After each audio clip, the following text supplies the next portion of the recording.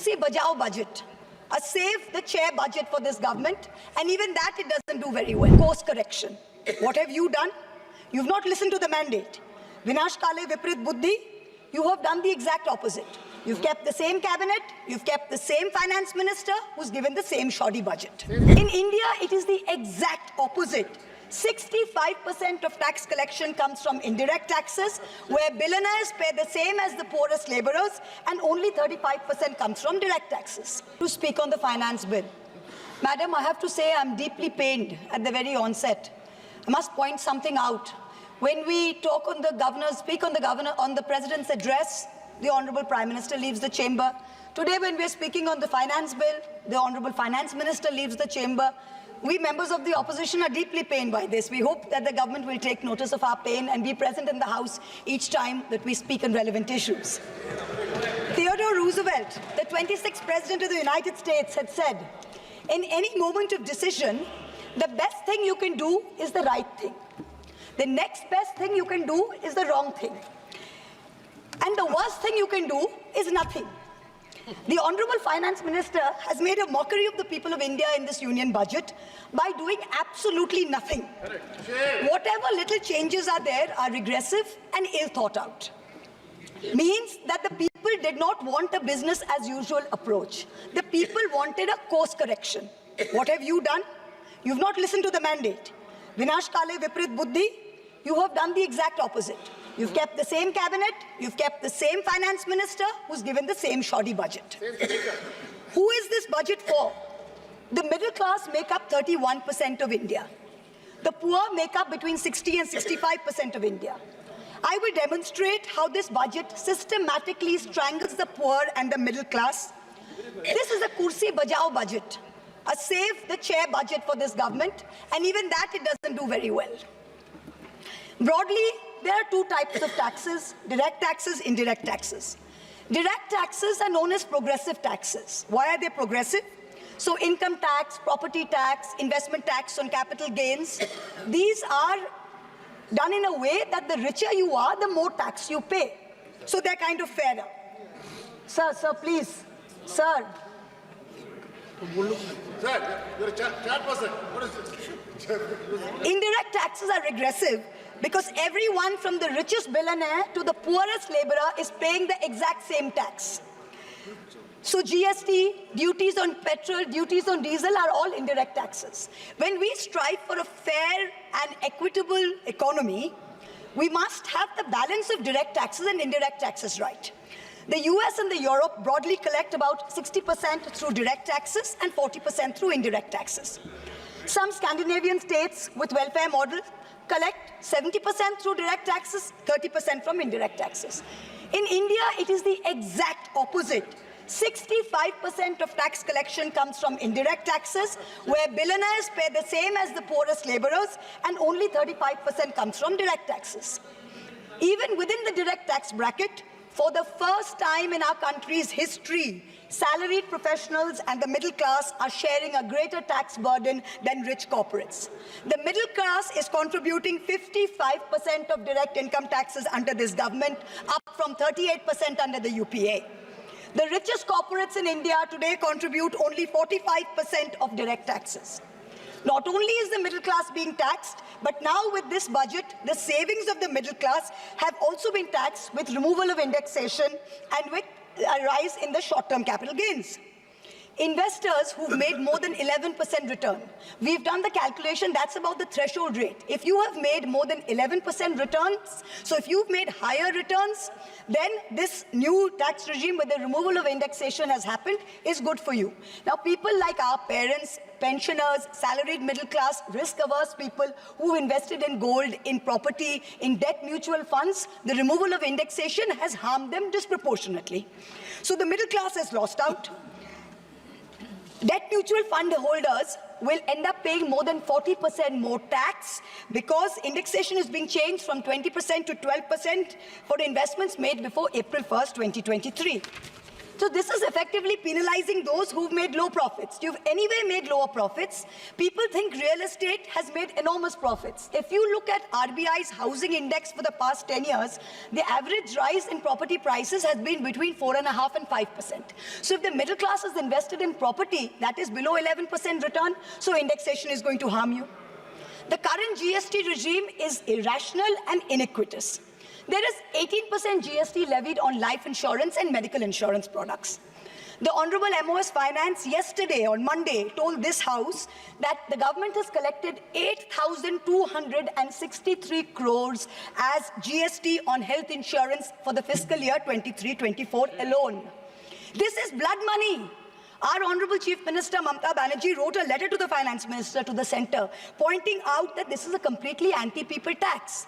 What is life insurance? What is health insurance? It is people guaranteeing and spending money and protecting against life's uncertainties, against accident, against injury, against ill health, against death. What are you doing? You are imposing GST, same rate that a billionaire pays, the poorest middle class person has to pay. So people are deterred from taking out new policies. People are deterred from continuing existing insurance. This should be removed at the earliest. Now, let me now move on to what affects more than 70% of Indian citizens, social sector allocations.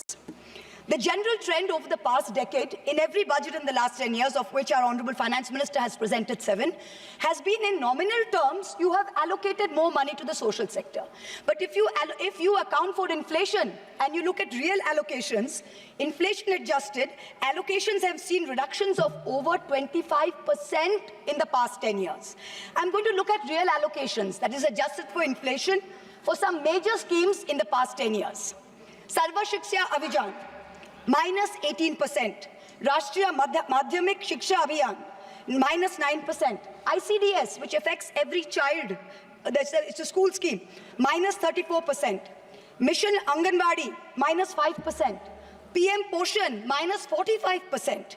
PMGSY, those of us who have rural areas, the Pradhan Mantri Gram Sadak Yojana scheme, minus 47% reduction in real terms. The National Social Assistance Program, minus 20%. The combined expenditure on 5 social schemes, the top 5 social schemes as a percentage of GST, of GDP, has declined from a peak of 0.93%, so almost 1% of GDP in 2009-10. Do you know where it is today in 23-24? It is 0.36%. It is only a third of what it was in 9-10. The Manrega budget during COVID, when the centre was telling all the states, please give employment to the labourers, they are going back. The Manrega budget in 2021 was 0.6% of GDP. Do you know what it is today? 0.26%. No, shame. Specific budget figures for 24-25 are shameful. Specific figures, let's look at the specific figures. The allocation for Samarth, which is maternity entitlement and the creche scheme, has been reduced by 70 crores compared to budget estimates of last year. The budget for the National Social Assistance Program, for again those of us with rural areas, you know how important this is. This is what gives social security pensions to the elderly, to single women, to disabled. This is unchanged from last year at 9,652 crores. 9,600 crores, same as last year, no adjustment for inflation. The central contribution to social security pensions has been unchanged since 2014. It was 200 rupees in 2014. It is still 200 rupees per person today. The price of the cutlets in the parliamentary canteen in the last 10 years have been adjusted for inflation with the government's approval.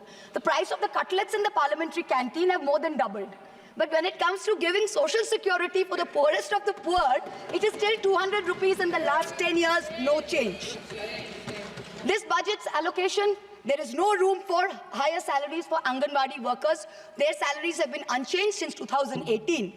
No room for higher honorarium for midday meal cooks. You have to understand a lot of the women in villages depend on only Anganwadi sectors and midday meal sectors for any source of employment. There has been no higher allocation for supplementary nutrition given to children.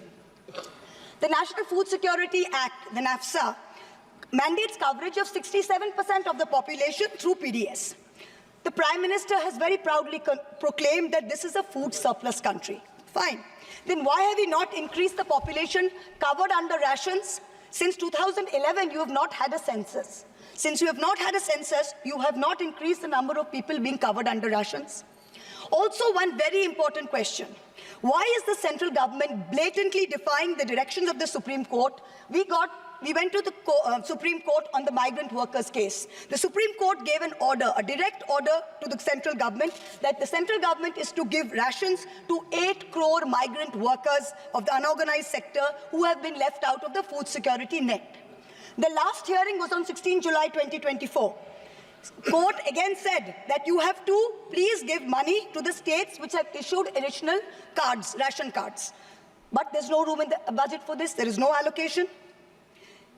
In this rush to protect its own chair, the government is making a very dangerous mistake, which is it's not giving enough to protect our borders. Military experts have repeatedly warned us that India's military capability has to be modernized because we are fighting on two fronts. One is against China, we need a dissuasive deterrent. Against Pakistan, we need an offensive deterrent. The budgetary allocation for defense in this budget is 6.22 lakh crores. This is a marginal decrease of 2,000 crores compared to revised budget estimates. We have reduced it by 2,000 crores. This year's allocation, the budget defense allocation, is 1.9% of GDP. This is the lowest since 1960, the lowest. Shame. Despite many economic constraints, past governments had always given close to 3% of GDP, which is the universal norm for defense. Over the last decade, ever since this government's been in power, it's been hovering around 2%. We have been unable as a government to compel China to restore status quo ante-April 2020 on the line of actual control. We have been unable to deter Pakistan. In the last 2 months alone, over 50 security personnel and about 10 civilian pilgrims have been killed in Jammu. Capital expenditure on military equipment, 1.7 lakh crores.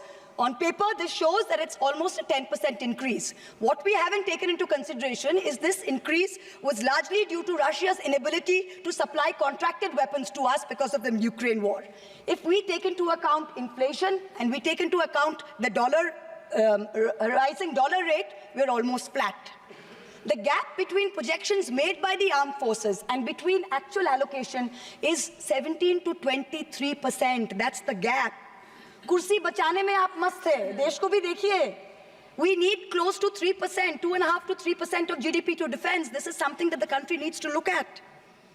The Honorable Finance Minister started off her speech by talking about the focus on Annadata or farmers and how much this government has done for farmers. The Economic Survey of 24 says 42.3% of Indians depend on agriculture. That's 600 million people, that's 60 crore people. If I looked at the Economic Survey, 22nd July, very carefully. What did the headline say? The headline says, agricultural sector has registered an annual average growth rate of 4.18% in the last 5 years. But then I needed to read and read and read, and in the fine print was written that last year was only 1.4%. So 4.18 over last 5 years is anyway, when you compare it to inflation, is nothing. But when you compare last year's growth of only 1.4%, what is it saying for 60 crore of our people who depend on farming? Productivity and resilience in agriculture was one of the first themes, priority number 1, according to the Finance Minister's budget. She had made 9 priorities. This was priority 1. But the provision for agriculture and allied sectors is only 1,52,000 crores. Whereas the provision for one bullet train from Ahmedabad to Mumbai is 1,08,000 crores. Please look at the comparisons, everybody. Priority 2, Finance Minister said, is employment and skilling. This government has got the worst track record of creating jobs. India has more jobs in the informal sector, not in the formal sector. The budget is talking of an internship program with the top 500 companies. This is a joke. The top 500 companies employ 70 lakh people in total. That is 1% of the total workforce. Our workforce is about 57 crores. You are expecting companies which have a total which employ 70 lakh people to give employment to 1 crore interns. Please let us know how this is going to happen. I'm really curious. The real problem is somewhere else. The real problem is that 10.3 crore youth have basically become so dejected, they have given up looking for jobs. The finance minister, she mentions skilling loans, she mentions education loans. Skilling loans are for 25,000 people, education loans are for 1 lakh people. The country has 140 crore people. Now, what are we doing? Priority 3, according to the finance minister, inclusive human resource development and social justice. In this section, the budget says, first on Bihar, we will support expressways. What you're not saying is that you will make expressways which will charge very high tolls. So you are recovering the money, you're not doing anyone a favor. You're charging back-breaking tolls. You might give another bridge which might collapse. Yes. You will set up another power plant, which like Jharkhand may also be outsourced to a favorite businessman. He can be given a nice juicy PPA and sell more imported coal. Secondly, on Andhra, there are no grants, but only loans, that too from multilateral agencies. So basically, dollar loans will be given to Andhra Pradesh, which future generations will have to pay back with interest. There was also another sweeping statement. Grants for backward regions of Rayalaseema, Prakasam and North Coastal Andhra, as stated in the Act, will be provided. I looked in the entire demand for grants with a tooth comb, with a microscope. And I looked at the expenditure budget, nothing was provided anywhere. I don't see the intelligent people of Andhra being fooled by this. Priority 4, manufacturing and services. The finance minister has devoted an entire section on how MSMEs are a priority. I believe her, yes, it should be a priority. But I'm very confused. Most medium and small enterprises are either proprietorships or partnerships. Madam, can you please explain why these proprietorships and partnerships are taxed at higher rates than companies? This makes no sense. Is the A-team the only businesses who are sending truckloads and tempo loads? MSMEs are not sending, is that the problem? And also the government needs to get rid of the bizarre 29A of the Insolvency and Bankruptcy Code, because it is killing companies that are in trouble. It does not allow promoters to propose a resolution plan. As long as we have this code, promoters cannot propose a resolution plan. We need to get rid of this. Priority 5 in the finance minister's speech, urban development. The Prime Minister had said every citizen will get a house by 2022. We are now in 2024 and we are still making allocation for 3 crore more houses. Yes. Can you please tell us how many more houses we need and when it's going to be done? Let's get this over with. 2047. Priority 6, energy security. The less I speak about this, the better it is. Energy security is security for best friends. It's created by allowing best friends to import low-grade quality coal, mark it up as high-grade quality coal, and sell it to state development corporations at the cost of the country's environment, at the cost of the health of our citizens. Priority 7, the finance minister said, was infrastructure. She announced in a true style of Shagun that she's gifting the nation 1,11,111 crores. 111,111. This is flat on last year. Sadly, most of this will go towards crony capitalists. You'll make roads that have potholes, you'll have airports that leak, you will have bridges that fall out, and the taxpayer will pay for this. The budget speaks of private sector participation. But remember one thing, they bid out 6 airports to one company for a fee to be paid by the government. Then they created a policy that allows the regulator to keep increasing the user development fee. So actually, it's the flying public of India that are paying for this. Priority 8. Innovation, research and development. Grand words, these are just grand words. The finance minister seems to have forgotten that most entrepreneurs register their product and software IPs in foreign countries like the US, since IP registration system for patents is a complete failure in our country. Unless you fix patent registration, this is not going to happen. The last priority she talks about is next generation reforms. This is also another Jamla. She says, I propose to earmark a significant part of a 50-year interest-free loan for competitive federalism. So this is double speak. We'll keep this money in our pocket. If Nitish ji and Chandrababu ji see through our Jumla and they make a big fuss, we'll have some additional funds to keep them happy and to keep the government going. Finally, I have to mention one interesting fact, and I hope that the Treasury benches will have the patience to hear me out. Please. I wholly agree with the Finance Minister on one thing. The budgets for the CBI and the ED have been reduced this year, and I was wondering why. Is it because the voters didn't like the fact that you were using the CBI and the ED to go after the opposition and file fake affidavits? Or is it because you have outsourced the CBI and the ED completely to a businessman in Ahmedabad who's controlling the whole thing? Why have you reduced it? Number one. The former Maharashtra Home Minister highlighted how BJP leaders and agencies have threatened him to filing a fake affidavit. In the case of Sandesh Khale in West Bengal, the women have confirmed on video that BJP leaders forced them to file fake statements. Similarly, I am told in my matter, Mr. Adani on October 16, 2023, got my friend to his office in Ahmedabad and threatened him with dire consequences to file a fake affidavit. Actually, it was Mr. Adani's in-law, Mr. Cyril Shroff, who filed the fake affidavit and forced him to sign it.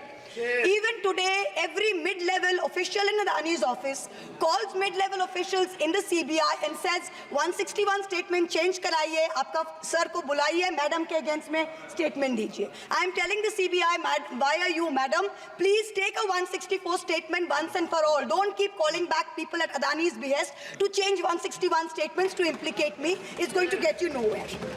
Let us reduce the CBI and the ED budget to zero. Let us, Mr. Adani pay the full 1,500 crores. Let us outsource it completely to him. End of story. In short, this Kursi Bajao budget is a desperate attempt by the government to stick its head in the sand and act like that the mandate of 2024 never happened. But the coming days are going to prove the instability of this government and the inefficacy of its economic policy. We wait for that day. Thank you very much, madam. Thank you. माननीय सदस्य The honorable member has made specific allegation against the government and the particular business house, and she has been tortured like anything. The matter may be referred to the privilege committee. Suamoto privilege committee has to take action on this. Because very serious allegation. A member of parliament is being tortured by a business house, and still it is being doing. That has to be looked into by the privilege committee. The privilege of a member is being infringed. ये जिस case के बारे में जिक्र कर रही हैं वो लोकपाल पर मेरा केस है। मेरा केस है, मैंने कंप्लेन किया है, मेरे कंप्लेन पर वो केस है। वो मामला सब जुडिस है, उसको सीबीआई और ईडी इन्वेस्टिगेट कर रही है और इसीलिए इस सदन में नो क्या ये मेरा केस है, लोकपाल पर मैंने जो है कंप्लेन किया हुआ है और ये केस मेरे ऊपर है, इसीलिए मैं यहाँ बैठा हुआ हूँ। ये कुछ भी हो रहा है तो दर्शन हीरानंदानी को यदि हिम्मत है जिसके बारे में ये बात कर रही है उसको हिंदुस्तान में आके सीबीआई उसको बुला रही है, वो आ क्यों नहीं रहा है? माननीय सदस्य Shri Arun Nehru ji. When I was on my legs, I was not provided the mic. When I was on my legs, I was not provided the mic.